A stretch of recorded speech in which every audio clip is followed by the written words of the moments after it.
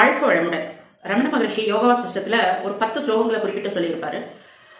அந்த ஸ்லோகங்களை எளிய முறையில புரியறதுக்காக சின்ன சின்ன கதைகளை பொருத்தி நம்ம அந்த ஸ்லோகங்களுக்கு எளிய முறையில விளக்கம் காட்டலாம். இன்னைக்கு முதல் ஸ்லோகம்.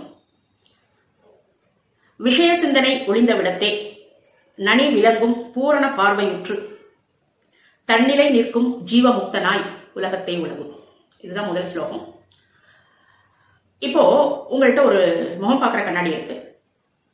அந்த கண்ணாடியில உங்க முகத்தை பார்த்தா சரியா தெரியல.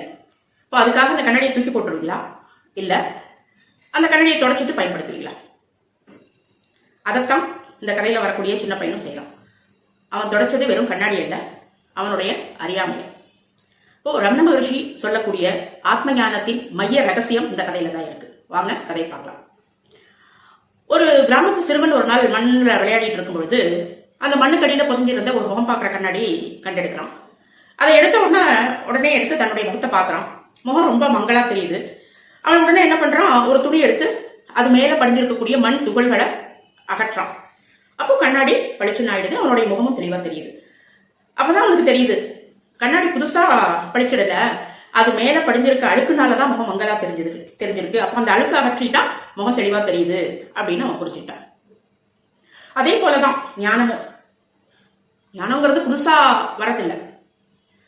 நம்முடைய மன அழுக்குகள் தான் அது மேல படிஞ்சு ஞானங்கிற ஒரு விஷயத்த மறைச்சு வச்சிட்டு இருக்கு. இப்போ இதைத்தான் ரமண மகரிஷி நம்மள்கிட்ட கேள்வியா கேட்கிறாரு. ஞானத்தை எங்க தேடுற?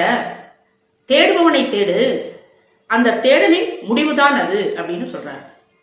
உண்மைதானே? இப்போ கண்ணாடியால தன்னைத்தானே பார்த்துக்க முடியாது. ஆனா மனுஷன் தான் யார் அப்படிங்கறத மறந்துடுறான். அப்படியே அவன் மறந்தாலும் உண்மை என்னைக்கும் மாற போறது இல்லை.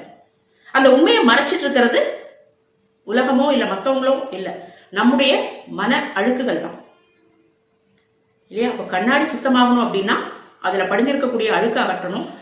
நம்முடைய ஆன்மா ஒளிவிடணும் அப்படின்னா நம்முடைய மன அழுக்குகளை அகற்றணும். இப்போ இந்த கதையினுடைய பலம் கண்ணாடியில படிஞ்சிருக்கக்கூடிய அழுக்கை அகற்றும் செயலில் தான் இருக்கு. இப்ப அது போலதான் நம்முடைய மன அழுக்குகளை அகற்றி நம்முடைய ஆத்மாவை ஒளிபெறச் செய்து அதோடு லைத்திருப்போம். மீண்டும் ஒரு முறை இந்த ஸ்லோகத்தை நினைவு கூறலாம். விஷய சிந்தனை ஒளிந்த விடத்தே நனி விளங்கும் பூரண பார்வையுற்று தன்னிலை நிற்கும் ஜீவமுக்தனாய் உலகத்தை உலகு. நன்றி.